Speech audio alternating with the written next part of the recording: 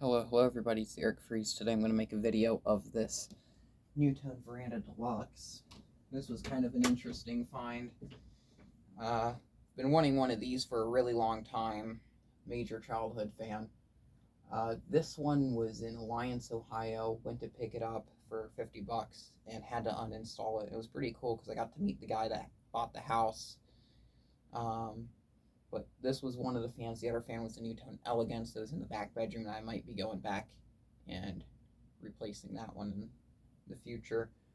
But this was one of the fans that was in the house, and it's really cool. It needs a bit of help. This one had a full rebuild.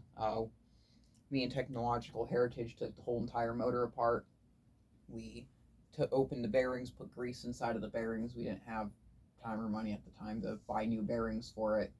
But we did a rebuild of the bearings. It has the low ceiling adapter with this one, which I might try to see if I can reuse with a couple other fans I want to install in here at some point in time. But yeah, this isn't the light kit that came with it. It had a stained glass globe, but the glass pieces in it, they kind of vibrated a bit too much, and it was a bit annoying. So I put this globe in here. This is the original NuTone Scaville branded light kit.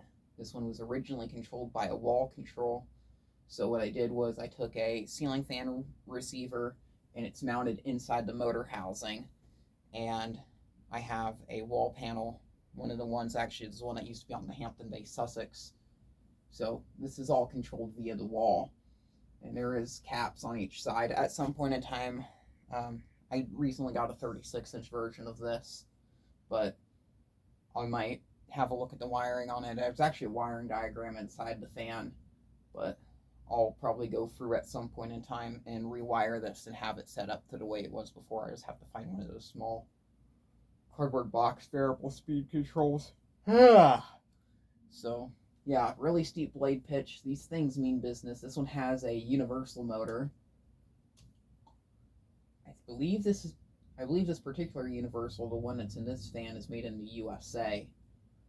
Some of these had GE motors, some of them had Emerson, and some had universal, and some had A.O. Smith. NuTone had a good bit of fan motor options for these, so it was kind of whatever they had that day, they'll just put that into the fan. So it's always kind of cool. You never know what motors these have. I think the 36-inch one I have also has the universal in it. The flywheel on these, it's a cast aluminum flywheel, and yeah, that's pretty cool too. So anyway, we'll get started with this and fire it up on low speed. Speed control jumps it to high for a little bit. Low is really nice. It's a nice slow aesthetic low, but with the blade pitch, it really does move. It still moves a lot of air. There was a furniture store around me as a kid. They had one of these in the stairway. The one they had was a polished brass with white blades. The whole motor was polished brass, and then the blades were white. I don't know if they were stencil plain or if they had the wicker cane inserts. It was hard to tell because the fan was running. It did not have a light kit, and it had the variable speed knob on one side, and the other side it had the tassel pull chain. And that fan had a bit of a wobble to it, and the pull chain would kind of spin around in circles. I remember that really well. And I also kind of remembered the shape of the motor housing. I thought it was a Fasco for a little bit, but I knew about these first, and I'm pretty sure it was one of these because the Fascos never had that variable speed, unless it was a parlor fan. But I'm pretty sure that was a NuTone. I also kind of remembered this vent pattern too. So it could be a Fasco. I also remembered a sideband too, so as I think about it a bit harder. But I'm 100% sure that fan was a NuTone Veranda Deluxe. There was another one of these that actually was in that finish that popped up on Marketplace like a week after I got this one, and I was gonna go get it, and it sold. It was about 2 hours away, but I was willing to make the drive for it because this is a fan I've been looking for a long time. I don't know. I think a private collector picked it up, but I was talking to a couple local collectors about it and seeing if they picked it up. This should be medium. There's not too much of a speed difference. This is kind of the speed I use at night. if my throat's not sore. Actually, it's a bit faster than I remember. There's a bit of like a bearing noise. It's more of kind of like a quiet metallic noise. But it used to have that really, really crunchy sound to it. But yeah, cast aluminum flywheel. And then in the center, there's a little rubber disc that mounts to another aluminum piece that mounts to the motor shaft. So with how this flywheel is, if it fails, the switch cup will catch it. It's not like some of the other ones where it'll fall off, like a Terra or a ERS or something like that, where we've seen those kind of get really brittle and just fall apart over time. These are very common around here. There's actually was one of these in my neighborhood. It was an antique brass with a forearm light.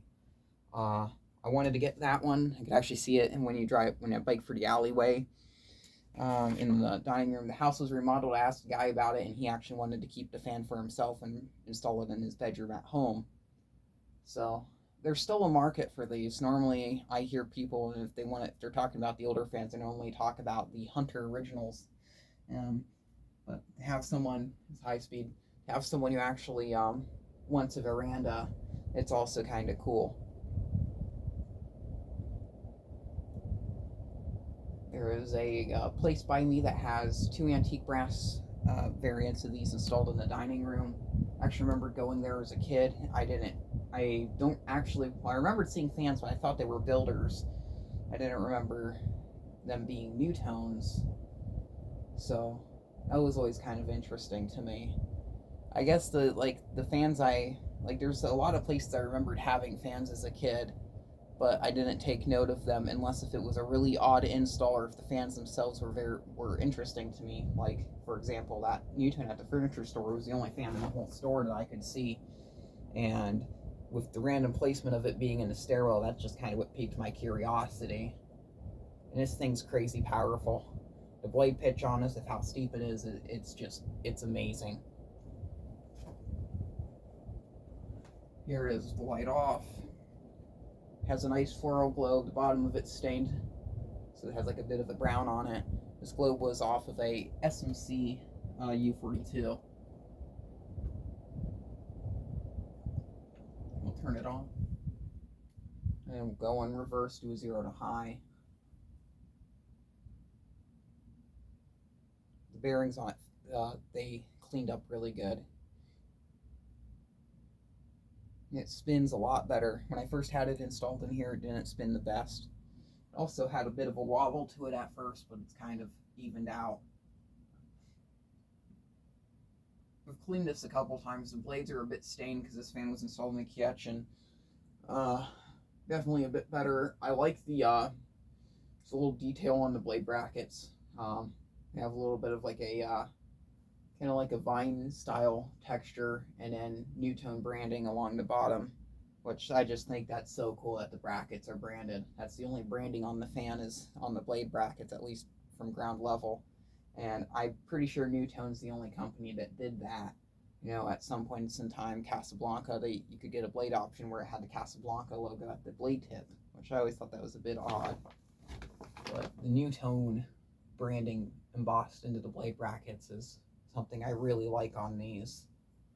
It's one of my favorite features. It's just a little touch. Nothing too special.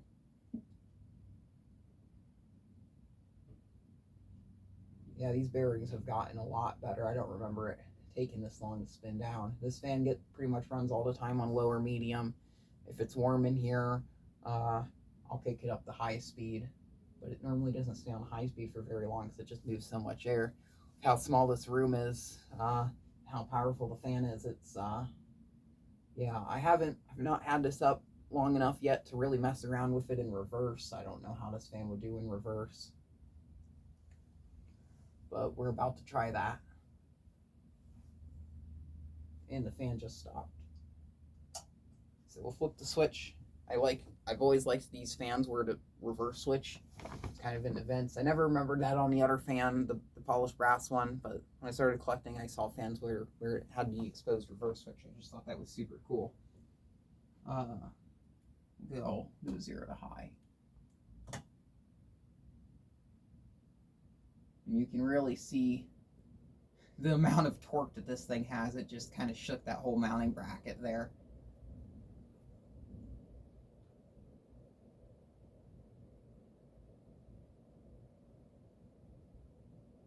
So there's high speed in reverse, and I do feel a good breeze over here.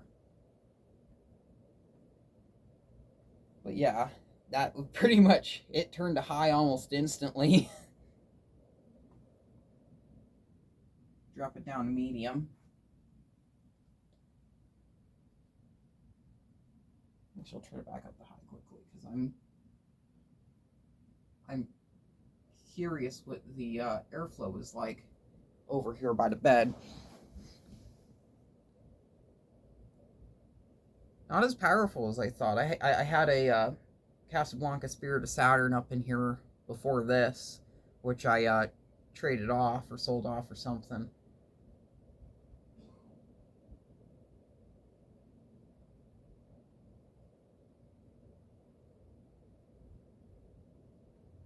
Yeah, it's not bad. I think the Casablanca is surprisingly better in reverse. Okay, we'll drop this down to medium. The fan's almost absolutely silent, even the wind noise. Like, it moves a lot of air, but you don't really hear that like gushing noise that you get with most ceiling fans when they're on high speed. It might also have to do with the installation of how close it is to the ceiling.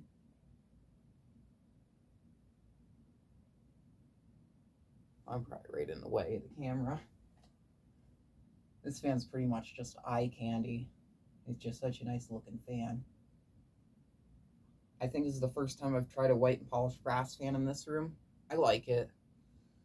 I'd much rather have it be full polished brass with the white blades, just like my childhood variant, but also this fan here looks just fine in this room.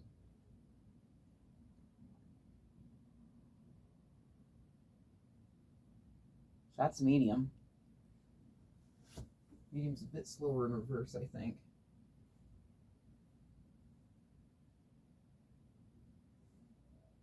And then low speed.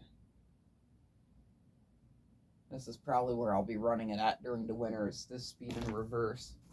Pick up the heat from the floor and toss it up into the ceiling.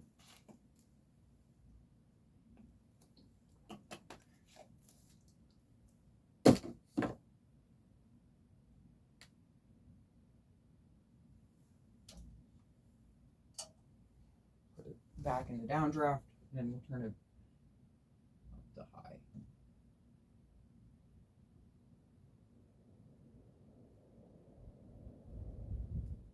We'll turn the fan off. So anyway, thank you very much for watching and keep the breeze. Not sure if I mentioned this, the house that this came out of, well, it had the elegance, but it also had some other cool NuTone stuff in it. It had a NuTone, I believe it was the LB40 electronic programmable door chime in there, which is really cool. I've never seen one of those in person that was functional, and it was still fully working, which is just amazing. I think it's the LB40, but the one where you'd open the door would be a little code pad in there. So it was cool seeing one of those that actually worked, and it sounded pretty cool. The old 8-bit solid state chime.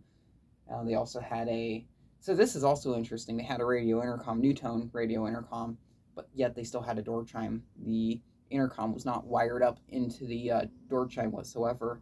There wasn't even a door station on the front side of the house, but there was speakers in every bedroom, as well as a speaker out in the shed and another one in the garage. I don't remember the exact model of the intercom system. I'm pretty sure there was someone that could tell me what it is in the comment box, but it had the AM/FM radio as well, the cassette player. I think it may have had a built-in clock, I can't remember, but it had the burled walnut style on the front. It looked really sweet. So that's the intercom system that place had, as well as a nice cool NuTone doorbell. So thank you very much for watching. Keep the breeze.